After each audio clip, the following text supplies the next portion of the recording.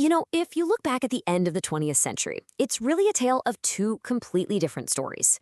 Over in one part of the world, you have China, just exploding onto the scene, transforming itself from this poor agricultural nation into an absolute industrial powerhouse.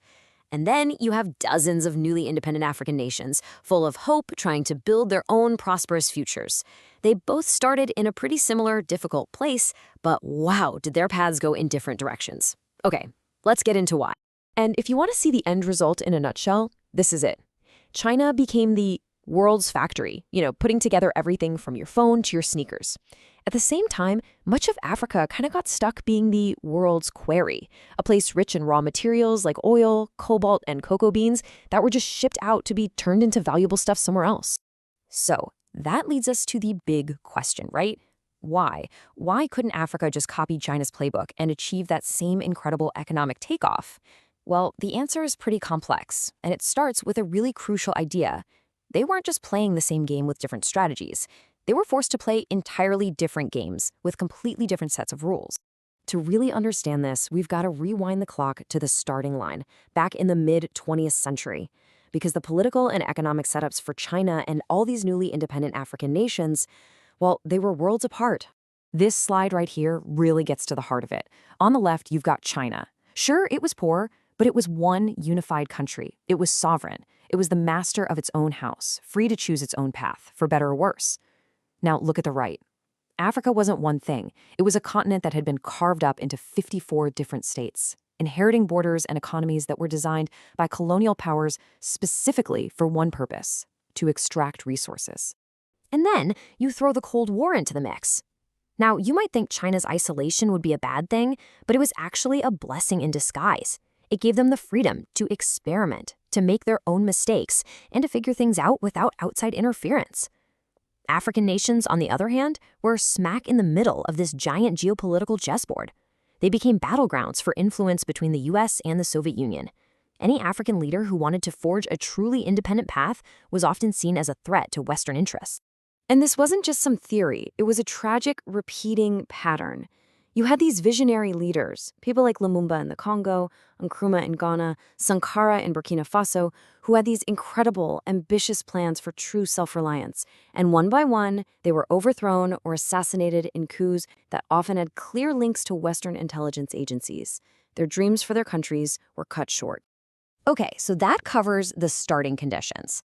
Now for the second huge piece of the puzzle. It's not just where they started, it's the economic rule books they were handed. And trust me, they could not have been more different. So fast forward to the 1980s, a lot of African nations are drowning in debt.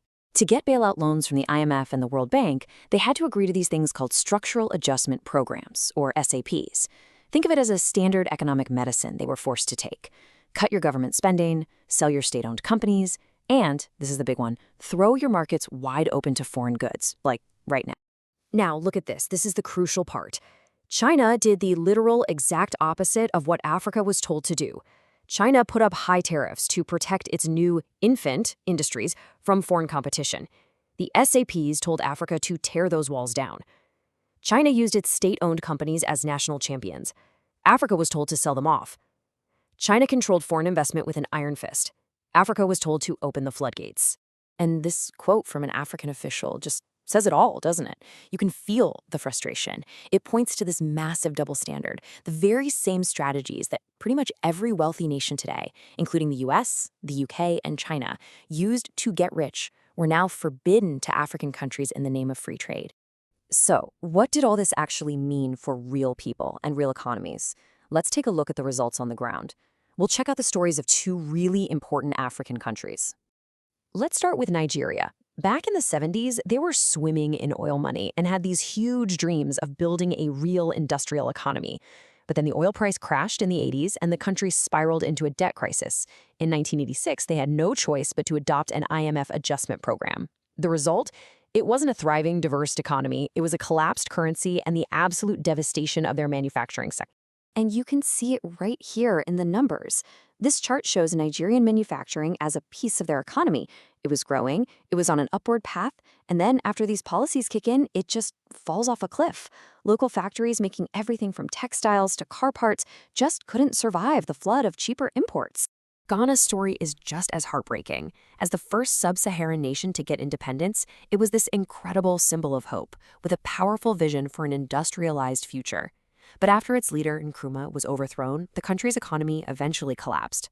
By the 1980s, Ghana became the IMF's poster child for structural adjustment. State industries were dismantled, and that dream of becoming a manufacturing hub just faded away. So, while Africa was being structurally adjusted, how did China do it? Well, it boils down to these four things. One, they never, ever gave up control over their economic strategy. Two, they fiercely protected their new industries. Three, they basically forced foreign companies to share their technology in exchange for market access. And four, they used their massive size to negotiate from a position of power.